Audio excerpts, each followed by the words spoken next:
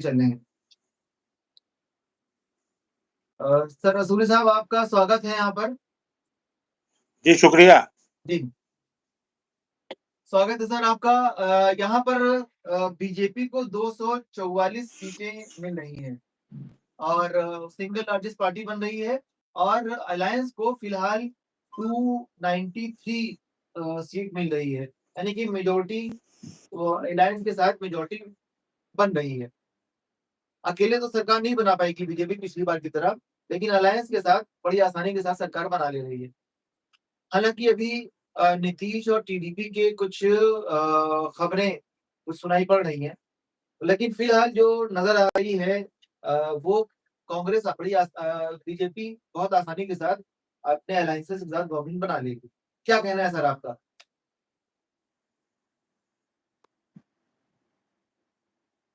पहले centre national level की बात कर लें, फिर यूपी पर आते हैं हम लोग। सर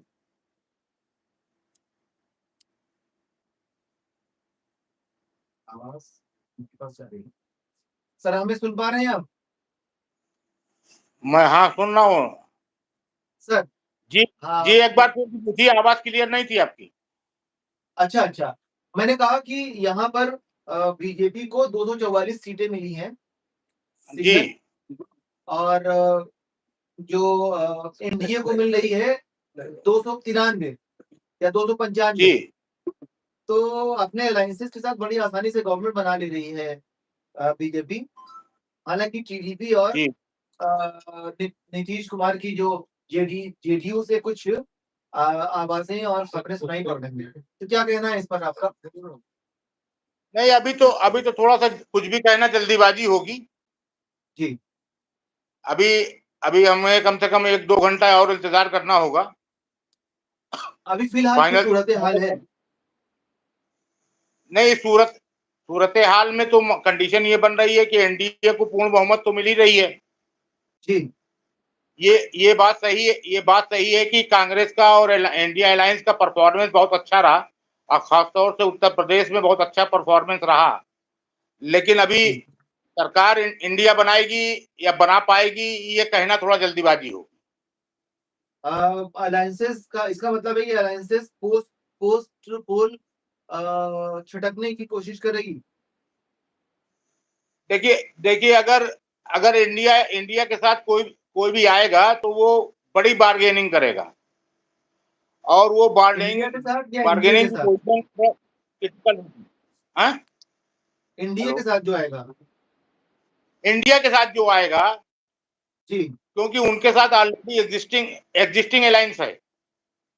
जी नीतीश जी या जो भी लोग उनके साथ हैं, वो पिछले 10 सालों से उनके साथ जुड़े हुए हैं, डायरेक्ट इनडायरेक्ट में। और उनके साथ जो नहीं, बातचीत होगी वो नीतीश सकारात्मक ज्यादा हो सकती है बनिस्बत इंडिया के। सर, नीतीश जी के लिए आप ऐसा नहीं कह सकते कि नहीं, आपस में नीतीश जी जुड़े की हुए हैं। बात नहीं कर सकते, लेकिन अभी इतनी मजबूत स्थिति में इंडिया नहीं दिख रही है। इंडिया नहीं दिख कई और रही है। कई और पहलू भी होते हैं, जी जो कई और पहलू भी होते हैं जिसमें इंडिया भी मजबूत है। एनडीए मजबूत है, एनडीए की संभावनाएं ज्यादा एनडीए नजर की आ रही हैं। संभावनाएं प्रबल है। अच्छा, यूपी में इतना तगड़ा परिवर्तन आया, जी एमपी में परिवर्तन नहीं आया, हिमाचल में परिवर्तन नहीं आया, छत्तीसगढ़ में परिवर्तन नहीं आया, गुजरात में नहीं आया, यूपी में बहुत बड़ा यूपी परिवर्तन आ यूपी में गया। यूपी में कहा जाए तो इसके लिए राहुल जी और अखिलेश जी बधाई के पात्र हैं कि पिछले 10 सालों में पहली बार इन लोगों ने ऑफेंसिव होकर लड़ा है। डिफेंसिव लड़ाई अभी तक ये लड़ रहे थे, पहला चुनाव है जिसमें ऑफेंसिव होकर चुनाव लड़ा है, उसका परिणाम आया है सामने। भारतीय जनता पार्टी से ऑफेंसिव होकर के पिछले 10 सालों से कोई नहीं लड़ पा रहा था। उत्तर प्रदेश में पहला मौका है, या यूं कह लीजिए तो अतिशयोक्ति ना होगी कि भारत में पहली बार अगर कहीं लड़ाई ढंग से भाजपा से कोई लड़ा है तो उत्तर प्रदेश में अखिलेश और राहुल जी ही लड़े हैं, और उसका परिणाम आपके सामने। हाँ, लेकिन कांग्रेस का पूरे इंडिया में करीब करीब डबल सीट हो जा रही है। जी कांग्रेस हेलो। की पिछली बार से 2 ढाई गुना सीट हो जा रही है इस बार, अकेले भी। जी जी जी जी 44 से करीब 100 पहुंच रहे हैं वो। जी 44 से 100 पहुंच रहे हैं वो। तो हाँ वो हाँ सिर्फ यूपी में नहीं, पूरे इंडिया में, पूरे जी इंडिया में, मतलब पूरे भारत में, इंडिया का ही नहीं, कांग्रेस का सुधार हुआ है। हर जगह जहाँ-जहाँ क्लीन स्वीप थी बीजेपी की, वहाँ-वहाँ इंडिया ने सेल लगाई है। लेकिन एमपी में, छत्तीसगढ़ में, हिमाचल प्रदेश में, यहाँ कुछ नहीं कर पाई। नहीं, यहाँ दरअसल भी कुछ नहीं हुआ। दरअसल अगर आप देखिए ईमानदारी से, तो जी। कांग्रेस तो पूरे भारत में कहीं नहीं लड़ पाई है, और जहां लड़ी है वहां अपने सहयोगी क्षेत्रीय दलों के बल पे ही चुनाव लड़ी है। ये परिणाम बता रहे हैं। क्षेत्रीय दलों की बदौलत ही चुनाव लड़ पाई, कांग्रेस अपने बलबूते पर कहीं चुनाव लड़ नहीं पाई है। क्योंकि जहां अ, जी। जहां जहां कांग्रेस आमने सामने जहां भी खड़ी रही, वहां पे कांग्रेस को डिफीट हुई। नहीं, आप मध्य कहाँ की प्रदेश बात कर रहे हैं? आप कहाँ की जी बात कर रहे हैं? आप यूपी के अलावा और कहाँ किसकी किसकी बल पे लड़ी है वो?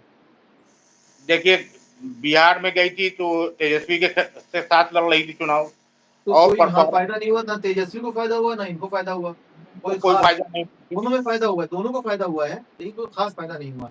तो माइनर फायदे हुए हैं, थोड़ा सा फायदा हुआ माइनर है, फायदे हुए हैं। जी। माइनर फायदे हुए हैं। मध्य प्रदेश और में डायरेक्ट हार गई, राजस्थान में थोड़ा सा फायदा हो रहा है उसको, हर जगह थोड़ा-थोड़ा फायदा हो रहा है। थोड़ा सिर्फ थोड़ा फायदा हो मैंने रहा आपको जो 3 स्टेट का नाम लिया, है। हाँ, नहीं, किन 3 या किन स्टेटों 4 में? स्टेट लिए, गुजरात। नहीं, गुजरात, गुजरात में एक्चुअली गुजरात की कंडीशन थोड़ा डिफरेंट है पूरे भारत से। जी। वहां पर भारतीय जनता पार्टी का बेस है, और भारतीय जनता पार्टी वहां पिछले लगभग 30 सालों से जिस तरह से उस सत्ता में वहां रही है, और वहां पर कांग्रेस कहीं अपने आप को स्टैंड नहीं कर पा रही प्रयास के बावजूद भी। तो वहां अ, पर उम्मीदें उम्मीदें थी भी नहीं, और उम्मीद करनी भी नहीं चाहिए अभी फिलहाल, जो कंडीशन है राहुल गुजरात गांधी जी की। गुजरात में। लेकिन जी आप इन 4 स्टेट को, खास बड़े स्टेट को ले लीजिए, तो गुजरात और एमपी, इसके अलावा हर जगह कांग्रेस बढ़ी है, डबल हुई है करीब-करीब। कहाँ खड़ी है? मतलब अगर आप गुजरात को और एमपी को छोड़ दीजिए, बड़े-बड़े स्टेट, हिमाचल और छत्तीसगढ़ छोटे स्टेट, इनको आप हटा दीजिए, तो बाकी हर तरफ पूरे भारत में कांग्रेस को फायदा ही हुआ है। पहले उन स्टेटों की जमीन को समझना पड़ेगा, असल में हिमाचल, गुजरात और छत्तीसगढ़ के कंडीशंस को समझना पड़ेगा। नहीं, वहाँ वहां तो पूरा क्लीन स्वीप किया है बीजेपी ने। मध्य प्रदेश में 29 में से 27 बीजेपी को, 29 में से 29 बीजेपी को एमपी में मिल गई है। एमपी में पूरी-पूरी मिल गई है, और एमपी पूरी हिमाचल मिल में, गई है, हिमाचल में पूरी मिल गई, दिल्ली, गुजरात, बड़े स्टेट की बात करें पहले तो गुजरात, हाँ, उसके बाद गुजरात है। गुजरात में भी हाल उसी तरह पूरी का है कि पूरी पूरी सीट 25 पा गई। 26 में से 25 सीट बीजेपी को मिली है। 25 में 26 मिल गई। देखिए, 26 में से 25 मिल गई है। गुजरात की जमीन भी थोड़ी सी अलग टाइप की है। वहां कास्टिज्म बहुत ज्यादा ऊपर बोल उठ करके नहीं बोल पाता है। कास्टिज्म जो है वो जी। वहां पर इतना ज्यादा नहीं है। वहां हिंदुत्व का एजेंडा बहुत मजबूती से काम करता है, ओके। और वहां वहां वहां की जमीन, वहां पर मैं रहा हूँ गुजरात में। तो हुँ। गुजरात में भगवान तो मोदी जी अभी अपने आप को घोषित किए हैं। वहां पर अशोक सिंघल जी की पूजा आज पिछले 20 साल पहले होती थी।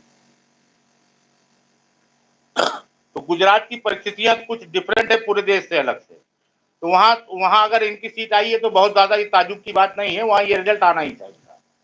नहीं, आपने अभी कहा ना कि पूरे इंडिया में अपने बल पे नहीं लड़ी है। कांग्रेस नहीं लड़ पाई अपने बल नहीं, अपने अगर ऐसी बात, इन 4 स्टेट को छोड़ के तो हर जगह फ़ायदे में रही ना कांग्रेस। पे। यहाँ भी कितना थोड़ा-थोड़ा फ़ायदा हुआ है, 1-1 सीट निकाली उसने। वो दो, दो चार बाकी वो पूरे जिस तरह डबल से से किया ज़्यादा वो सीट कैसे हुई सर उसकी? सर सर डबल से ज़्यादा सीट कहाँ कैसे हुई? सिर्फ़ यूपी में ही तो थी ना, यूपी और बिहार में। जहां आप अगर बात आप कर रहे हैं, कहेंगे कि जब आप उत्तर प्रदेश की बात करेंगे, तो उत्तर प्रदेश से जब दूसरी जगह का कंपेयर करेंगे तो उत्तर प्रदेश में अखिलेश यादव के साथ होने का फायदा डेफ़िनेटली, इनको मिला। और आज उत्तर प्रदेश की ही वजह से कहीं ना कहीं एनडीए को कमजोरी हुई है, भारतीय जनता पार्टी को खासतौर से, कि भारतीय जनता पार्टी जो 272 जी अपने बल पर पार कर रही थी, आज उत्तर प्रदेश ने ही रोका है उसको। 36 हाँ तो उत्तर उत्तर प्रदेश प्रदेश में में दोनों को फायदा हुआ है, उत्तर प्रदेश में ये कांग्रेस को भी परिणाम, फायदा हुआ है और समाजवादी पार्टी को भी, इसका श्रेय दोनों को ही पूरी तरह फायदा हुआ है। समाजवादी पार्टी को जाता है। हाँ बिल्कुल समाजवादी दोनों को फायदा हुआ है समाजवादी पार्टी ने विजय रथ को रोका है भारतीय जनता पार्टी के। कि यूपी में 35 सीटों पर इस वक्त समाजवादी पार्टी और बीजेपी 35 पे बराबर बराबर है। और आप ये बराबर है और 6 कांग्रेस के पास है, दो करीब आरएलडी के 10 पास है। एनडीए करीब 10 सीटें 10 सीटों से ज्यादा से जीतेगी उत्तर प्रदेश में एनडीए से। इंडिया जो है इंडिया गठबंधन 35 10 और सीट 6 ज्यादा पाएगी लगभग। 41 और 2 आरएलडी 43 हो गई है अभी। और उत्तर आज का जो सिनेरियो है उस पे अगर देखा जाए तो भारतीय जनता पार्टी की बहुत बड़ी हार है। उत्तर प्रदेश में सबसे बड़ी हार है अगर देखें, क्योंकि उत्तर प्रदेश उम्मीद में सबसे नहीं, ये ज्यादा उत्तर प्रदेश से। भारतीय जनता पार्टी की ओवरऑल हार है कि भारतीय जनता पार्टी का सबसे बड़ा एजेंडा राम मंदिर था, और उस राम मंदिर के निर्माण के बाद उत्तर प्रदेश में जो परिस्थितियां पैदा हुई और जिस तरह से परिणाम दिखाई दे रहे हैं, वो भारतीय जनता पार्टी के लिए बड़ी शर्मनाक बात है कि भारतीय जनता पार्टी का जो भारतीय जनता पार्टी के सारे एजेंडे धरे के धरे रह गए। उन्होंने राम मंदिर बनाया, उन्होंने मंगलसूत्र की बात की, उन्होंने जनेऊ हिंदुस्तान पाकिस्तान किया, बहुत सारी इस तरह की बातें की, आरक्षण मुसलमानों को दे दिया जाएगा, उसके बावजूद उत्तर प्रदेश की जनता ने इनको नकार दिया। और बहुत बड़ी बात ये हो गई कि भगवान जो चुनाव हार गए, जो नवनिर्मित भगवान थे वो चुनाव हार गए। उत्तर प्रदेश की जनता ने उनको भगवान को हरा दिया। कौन से भगवान को?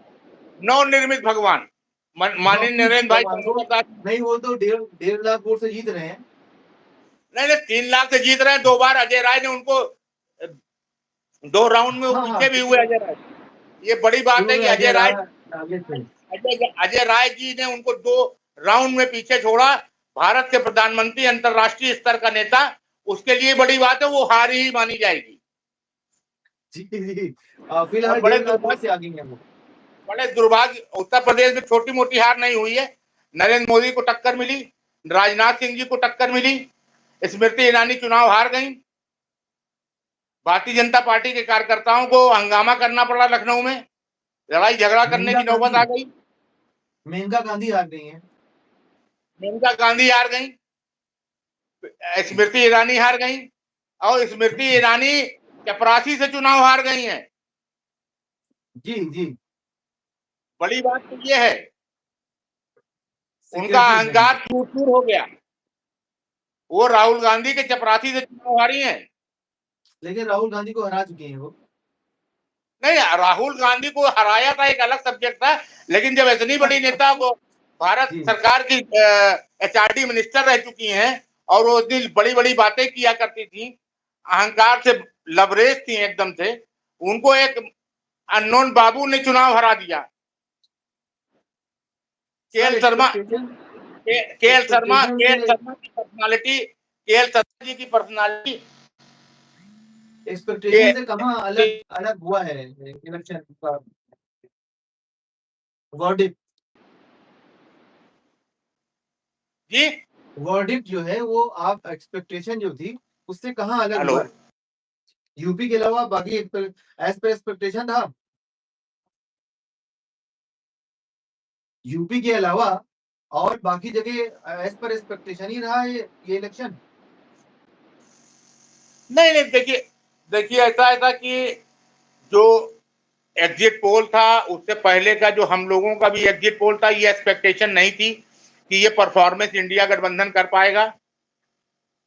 जी इंडिया गठबंधन ने बहुत अच्छा प्रदर्शन किया है, इसमें कोई बहस नहीं है। इंडिया गठबंधन के 2-3 घटक दल जो थोड़ा जहां से ज्यादा उम्मीदें थी, वहां पर बिहार से ये उम्मीद नहीं थी जो रिजल्ट आया। इससे अच्छा रिजल्ट आने की उम्मीद थी। दिल्ली में लग रहा था कि दिल्ली हम 7 सीट जीत लेंगे, नहीं तो कम से कम 5 सीट जीतेंगे। दिल्ली नहीं जीत पाए। इस तरह से हमें कुछ नुकसान हुआ। जहां एक्सपेक्टेशन नहीं थी बंगाल की, बंगाल का बहुत अच्छा परफॉर्मेंस रहा। जी बंगाल में आम आदमी ममता जी पार्टी ने, का लेकिन परफॉर्मेंस ओवरऑल अच्छा नहीं रहा। और ओवरऑल सर अगर कहा जाए तो ये चुनाव नेताओं ने नहीं लड़ा, जनता ने लड़ा है। और जनता ने मोदी जी को सीरियसली नकार दिया है। और नैतिक मूल्यों के आधार पर, नैतिकता के आधार पर मोदी जी को इस्तीफा दे देना चाहिए, क्योंकि मोदी जी चुनाव हार चुके हैं। सबसे बड़ी पार्टी भारतीय जनता पार्टी को बहुमत नहीं मिली है। नहीं तो वो तो मिल के लड़े थे ना एनडीए के साथ। नहीं, एनडीए नहीं, जिस तरह से उनकी पर्सनालिटी थी और जिस तरह से वो अपने नेतृत्व को हाइट कर रहे थे, उस हिसाब से उनको इस्तीफा दे देना चाहिए था। वो अहंकार के अगेंस्ट आप बोल रहे हैं। 4 के नारे लगा रहे थे। उनके सारे एजेंडे को जनता ने नकार दिया और नौजवानों ने नकार दिया, रोजगार ने नकार दिया। उनके उसके कई कारण थे जिस पर उन्होंने अपनी कमियों को नजरअंदाज करते हुए चुनाव लड़ा था, जिसका नतीजा सामने आया और जनता ने नकार दिया। ईमानदारी से कहा जाए तो किसी नेता का कोई रोल प्ले नहीं है इसमें। जनता ने आगे आकर के मोदी जी को नकारा है और जिसका फायदा अलग अलग तरफ में लिया है।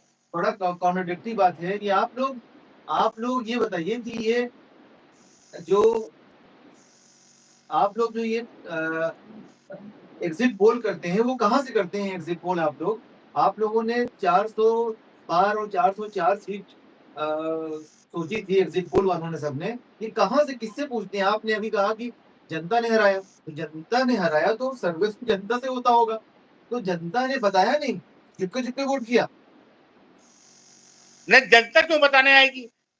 तो ये सर्वे कहाँ से होता है जो एग्जिट पोल का? ये आप ये सबका ये ये सर्वे टोटल ब्लंडर है। अगर ये ब्लंडर है या ये कायासाराई है, कॉन्स्पिरेसी है, कायासाराई है। तानाशाही कॉन्स्पिरेसी है। नहीं, नहीं नहीं, यहाँ कायासाराई है। पर्सनल लोग भी 404 सीट बोल रहे थे। एक पार्टी दो देने चार के लिए कह रहे थे, 404 से कमाएंगे तो पार्टी देंगे। 2-4 लोगों पर्सनल लोग जी, कुछ मतलब जाती लोग भी कह रहे थे कि 404 से कम आएगी तो पार्टी देंगे। ये इसका मतलब है कि आवाम में ये 400 सीट से ऊपर का कुछ हवा और भनक थी लोगों को ना, तभी तो ये इतना कॉन्फिडेंटली लोग कह रहे थे कि अगर 404 से कम आई तो हम यहाँ पे पार्टी देंगे। हमने वो शायद हो सकता है हमने भी कहा हो कहीं पे। तो ये किस आधार पे कहा था? नहीं, देखिए आधार बिहार में दिखा आपको।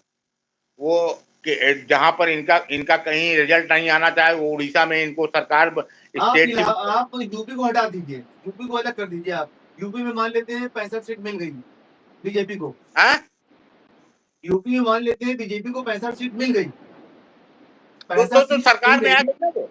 तो 30 सीट, मतलब तो 30 सीट जोड़ लेंगे तो भी 330 होगी। इस 400 कहाँ से पहुंच रहा था? साउथ में जीत रहे थे आप हाँ, जीत रहे थे ना। आप 400 कहाँ से पा रहे थे आप? 404 पा रहे थे। 404 का आपने कैलकुलेशन। आपने हिमाचल में स्वीप किया, गुजरात में स्वीप किया, एमपी में स्वीप किया, छत्तीसगढ़ में स्वीप किया पहले की तरह। आप चार फिर भी आप 244 पा रहे हैं, तो 400 कैसे पा रहे थे आप? जुमला था, जुमला था ये। टोटल जुमला था भाई। हाँ, ये बात तो सही है। 404 85 में राजू जी को मिला था। वो इंदिरा जी की हम्म, हत्या की सिंपैथी थी। और यहाँ कौन सी आप सिंपैथी थी? ना पुलवामा हाँ? हुआ, मतलब यहाँ पे कौन नहीं, सी सिंपैथी थी? वो इंदिरा जी की हत्या की सिंपैथी थी। और हम यहाँ पे 404 वालों को ये लग रहा था कि हमने राम मंदिर बनाया है, जी तो राम लला आएंगे और हमें 404 पहुंचाएंगे। लेकिन रामलला के बारे में असल में मोदी जी गलतफहमी में आ गए थे कि रामलला जब 89 में और 91 और 92 93 में जब पीक पे आंदोलन रामलला का चल रहा था, जी जी तो जी भी जी भारतीय जनता पार्टी को, जबकि देश का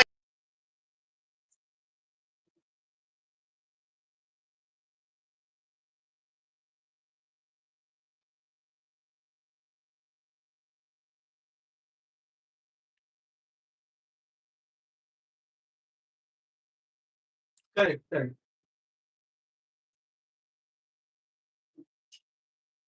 करेक्ट।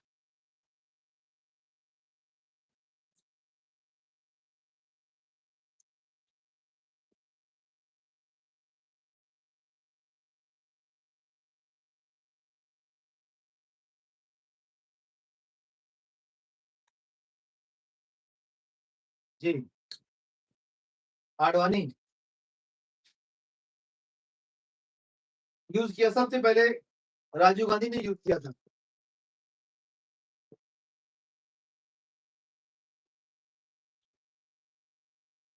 जी, जी, जी।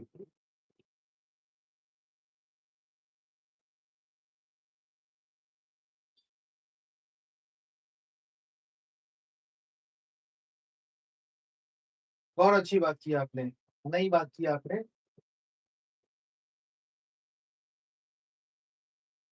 जी, उसके बाद यहाँ पर आप कल्याण सिंह के वक़्त में भी जब बाबरी मस्जिद को तोड़ा गया, उसके बाद भी बीजेपी हार गई थी और मतलब जब-जब हुआ ये।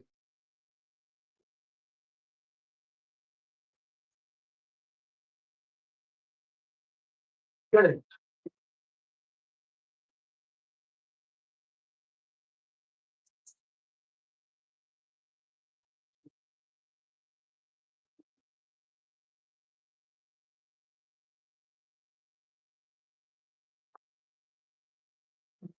नहीं, ये आपने बहुत अच्छा एंगल बोला और ये आपने बताया कि राजीव गांधी से लेके अभी तक जिसने इसने भी राम का इस्तेमाल किया। अभी लेटेस्ट खबर जो है यूपी की, यूपी में बीजेपी 32 सीट पर पहुँची है।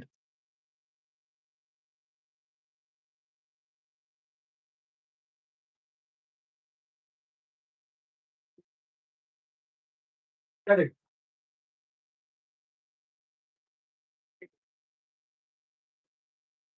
आनंद-फानंद में आनंद-फानंद में इनॉग्रेशन कर दिया।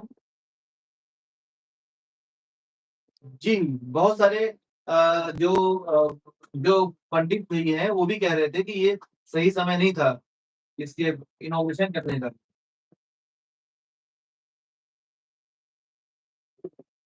जी।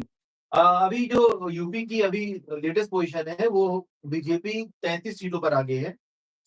जी, 33 सीट बीजेपी 33 सीटें पा रही है और अलायंस के साथ 34 सीटें पा रही है बीजेपी। यानी कि सीधा-सीधा उसको 30 सीटों का नुकसान हो रहा है। 30 सीटों का 33 सीटों पर आगे चल रही है बीजेपी, पर गठबंधन 34 सीट, यानी कि 60 सीट, 40 30 सीटों का 30 सीटों का नुकसान हो रहा है उसको।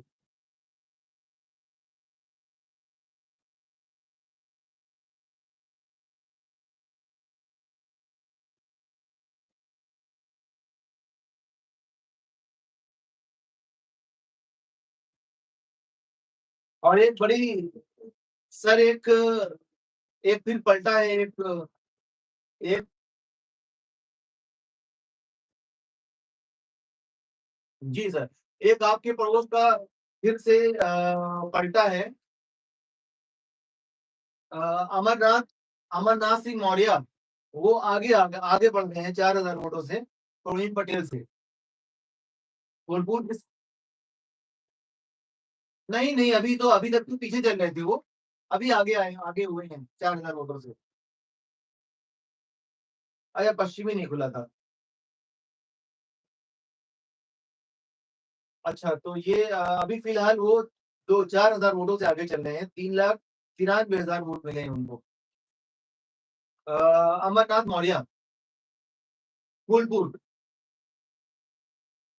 जी, उज्ज्वल अमर सिंह जीत गए हैं और ये इधर से कौशाम्बी से पुष्पेन पुष्पेन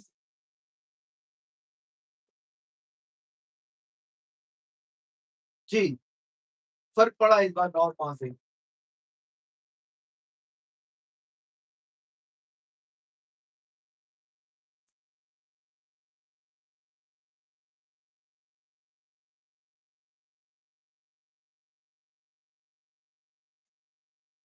जी, जी, जगन्नाथ मोर्चा। जी।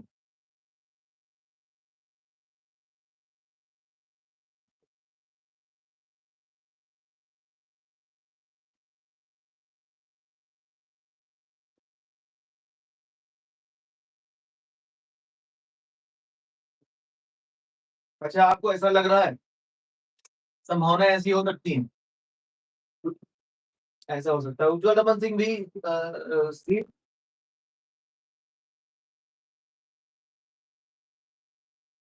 ये पुराने इलाहाबाद की तीनों सीटों पर इंडिया ही आगे है।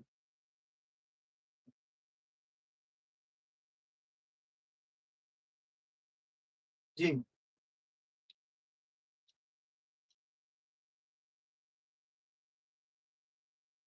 सही सही कहा आपने। गोरखपुर से रवि किशन 1 लाख वोट से आगे हो गए हैं।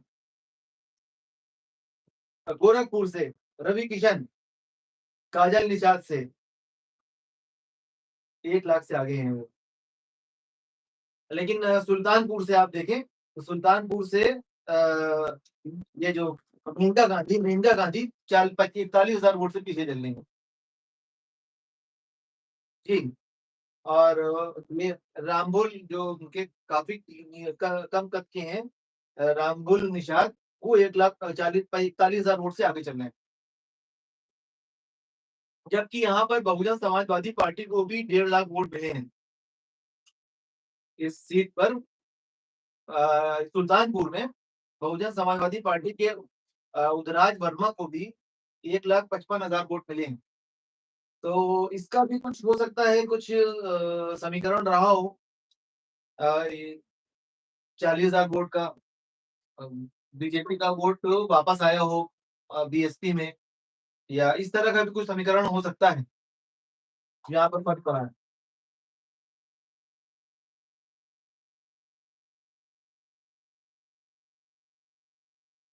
या समाजवादी पार्टी के खाते में गया है, या तो फिर बीजेपी से वापस लौटा है उनके अपने खाते में। जैसे कि हाँ, जैसे कि आप देखिए पीलीभीत में भी 1 लाख वोट बहुजन समाज पार्टी को मिला है। और बीजेपी वहां पर जितेंद्र प्रसादा वो आगे हैं 1.5 लाख वोटों से।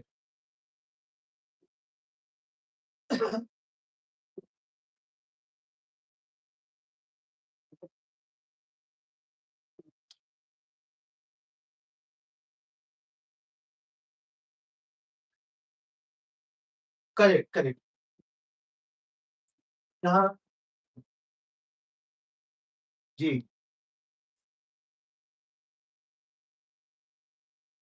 जी,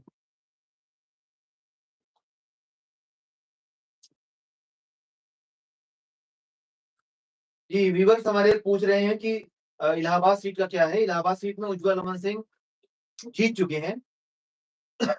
और अभी उज्ज्वल रमन सिंह को सर्टिफिकेट नहीं मिला है, लेकिन वो जीत चुके हैं। और उज्ज्वल रमन सिंह, इसके बाद कौशाम्बी सीट पे पुष्पेंद्र भी ऑलमोस्ट जीत चुके हैं, पुष्पेंद्र सरोज। और यहाँ पर कांटे की टक्कर चल रही है फूलपुर में।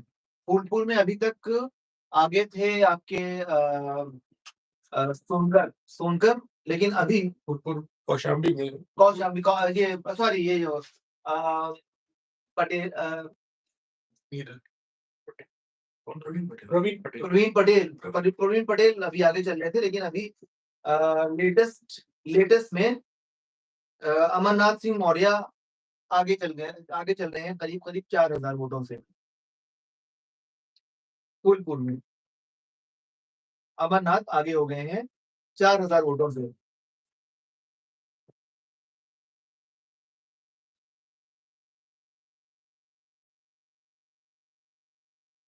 अभी चेंजेस होंगे।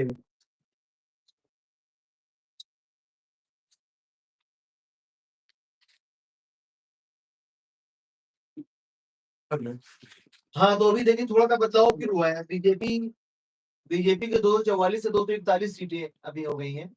तो बीजेपी बीजेपी के रुझान में बीजेपी के 241 सीटें हो गई हैं। 241, यानी कि थोड़ा सा 3 सीट अभी और कम हुई है, कहीं डाइवर्ट हुई है, कहीं शिफ्ट हुई है वो।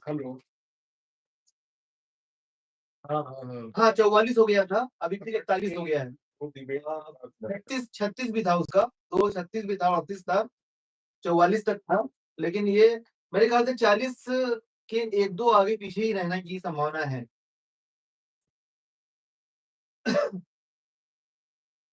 चलिए सर, तो बहुत-बहुत शुक्रिया आपका ज्वाइन करने का। फिर मिलते हैं आपसे। शुक्रिया। हाँ।